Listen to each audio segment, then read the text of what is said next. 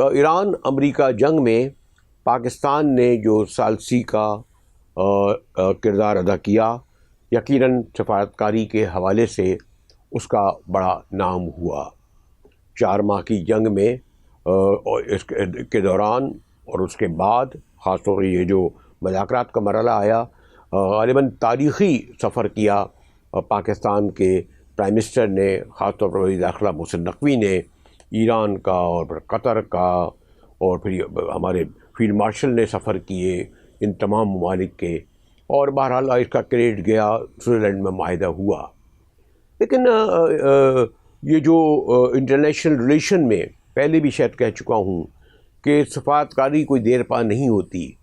اب یہ دیکھیے نا کہ یو اے ای ہمارا قریب ترین ملک ہوتا تھا، قریب ترین دوست ملک ہوتا تھا۔ سعودی عرب کا تو اسے سمجھا جاتا تھا کہ جیسے کوئی لفظ میں استعمال نہیں کرنا چاہتا، جیسے بغل بچہ ہو یو اے ای۔ لیکن آج یو اے ای کے پاکستان اور سعودی عرب سے بدترین تعلقات ہیں۔ کئی بار آ چکا ہے، کہہ بھی چکا ہوں کہ $3.5 ارب انہوں نے فوراً طلب کر لیے۔ 23 لاکھ کے قریب پاکستانی وہاں رہتے ہیں جناب، 23 لاکھ، جن سے کتنا ریمیٹنس آتا ہوگا ہمارا، یہ صورتحال ہے۔ اور ہاں، اس میں سب سے دلچسپ بات یہ ہے کہ غالباً کسی صدر ہوں یا پرائم منسٹر ہوں، اور اگر عہدے پہ نہیں بھی ہوں، سرکاری ٹرپ ہو یا غیر سرکاری ٹرپ ہو، بڑی خاموشی سے ہمارے صدر صاحب زرداری صاحب، ان کا خاندان، اسی طرح شریف، ان کا خاندان اٹھتا ہے۔ اور جیسے لوگ کہ غالباً کراچی سے لاہور اس طرح نہ جاتے ہوں، کراچی سے پشاور اور ایون لاڑکانہ اور نواب شاہ اور جاتی عمرہ جاتے ہوں، اس طرح دبئی جاتے تھے۔ کب جاتے تھے، کتنے دن قیام کرتے تھے، کیا کرتے تھے، کچھ نہیں پتہ۔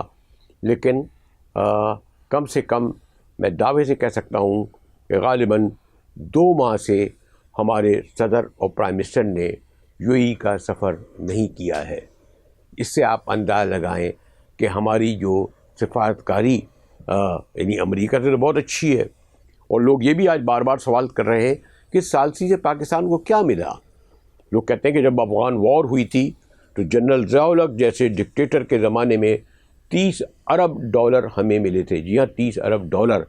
لیکن اس پورے ثالثی میں ہمیں کوئی سعودی عرب اسی انٹرنیشنل ریلیشن پہ ہمیں انٹرنیشنل مارکیٹ کی بنیاد پر ہمیں دے رہا ہے، اور باقی ایران سے کوئی تیل کہتے ہیں وہ استعمال ہی نہیں ہو سکتا۔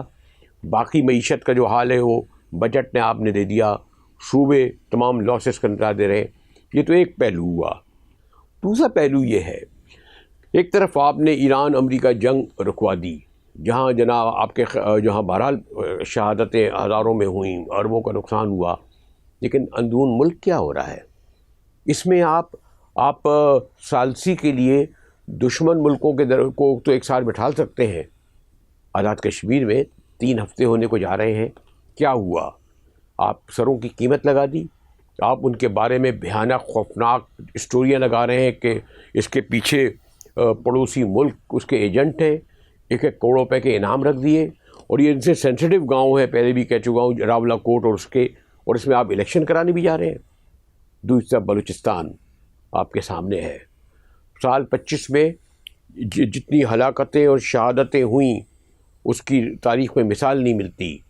اور پھر ایک اور پہلو سے بھی آج دیکھیے، مجھے موقع ملا ہے، ٹھیک ہے، مارنگ بلوچ کو آپ نے عمر قید کی سزا دے دی، پہلی خاتون بلوچ کو، لیکن اس میں کیا ہوا؟ اس میں یہ ہوا کہ پہلی بار پورے بلوچستان میں شٹر ڈاؤن اسٹرائک ہوئی۔ کوئٹہ میں مکمل ہڑتال تھی، اور جہاں پر پنجابی سیٹلر اور پشتونوں کی خاصی آبادی ہے۔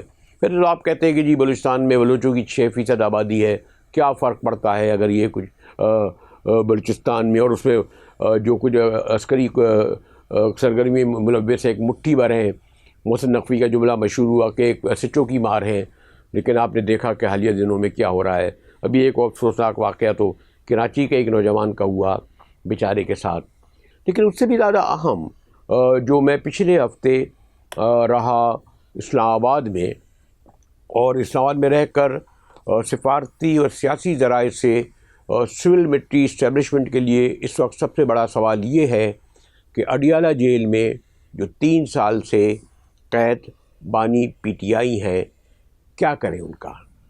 3 سال اور رکھیں گے، 4 سال رکھیں گے، 5 سال رکھیں گے، پھر الیکشن کا مرحلہ آئے گا، پتہ نہیں الیکشن ہوگا یا نہیں ہوگا۔ ذرائع کا کہنا ہے کہ کوشش کی جا رہی ہے کہ کسی طرح انہیں ملک سے باہر بھیج دیا جائے۔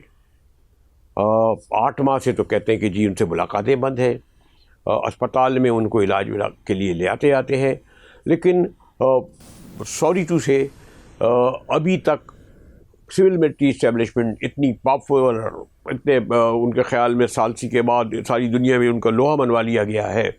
بلوچستان اپنی جگہ، کشمیر اپنی جگہ، اور تحریک انصاف دیکھیے نا کہ جب یہ سہیل آفریدی چیف منسٹر بنے کے پی میں، تو 91 کے 91 ارکان اس دن انہیں ووٹ ڈالنے موجود تھے۔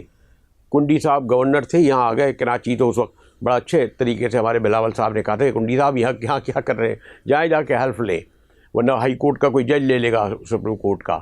یہ حال ہے کے پی کا، اور سب سے بڑھ کر یہ کہ بانی تحریک کو پاکستان سے باہر بھجوانے اور سیاسی طور پر غیر مقبول اور ہٹانے میں حکومت 3 سال کی کوششوں کے باوجود کامیاب نہیں ہوئی ہے۔ اور میں پورے اپنے طالب علمانہ سیاسی تجربے کی بنیاد پر کہہ سکتا ہوں کہ بانی تحریک کا آپ نہ مقبولیت کم کر پائے، نہ آپ انہیں سیاسی منامے سے ہٹا پائے، نہ انٹرنیشنل جو توجہ تھی اس سے ہٹا پائے، اور نہ آپ کی یہ کامیاب کوشش ابھی تک ہوئی ہے۔ میں یہ نہیں کہوں گا کامیاب ہو جائے کہ کسی بھی طرح انہیں ملک سے باہر بھیج دیا جائے، لیکن آپ کو علم ہے کہ ملک سے باہر بھیجنا حل نہیں ہے۔ بے شمار مثالیں موجود ہیں، بے نظیر صاحبہ بھی باہر گئیں، نواز شریف صاحبہ بھی گئے باہر، اور تو اور آیت اللہ خمینی گئے اور واپس آئے، کس طریقے سے ان کا استقبال ہوا۔ تو یہ مسئلے کا حل نہیں ہے، اور آپ کو یہ مسئلے حل کرنا پڑیں گے۔ پاکستان، بلوچستان، آزاد کشمیر، اور یہ جو میں نے کہا نا ثالثی کے کردار کے بعد اگر آپ بانی تحریک سے ثالثی نہیں کرتے تو یہ دیر پا سیاسی استحکام نہیں ہے، اور جو سیاسی استحکام نہ ہو تو معاشی جو صورتحال ہے وہ آپ کے سامنے ہے۔ نام نہاد اعداد و شمار کے ذریعے میں دیکھ رہا تھا کہ 3.7 بلین ڈالر کہتے جی ریکوڈیک کے آ رہے ہیں، اور وہ وہاں پر معدنیات نکالے جائیں گی، اربوں کو سونا ہوگا۔ اس کی تفصیل میں زیادہ جاؤں گا کہ اس سے پہلے بھی ریکوڈیک کا ہم نے سنا تھا کہ کیا ہوا، ابھی تک آپ 7 ارب ڈالر کا جرمانہ دینا پڑا۔ تو آخر میں یہ کہ سب سے بڑا مسئلہ کشمیر، بلوچستان، اور اس سے زیادہ بڑا مسئلہ جو آپ کو ایڈریس کرنا ہے، جس میں آپ ناکام ہو چکے ہیں، وہ ہے بانی تحریک، جنہیں آپ باہر بھجوانا چاہتے ہیں کہ آپ سکون کی سانس لے سکیں، لیکن ایسا نہیں ہوگا۔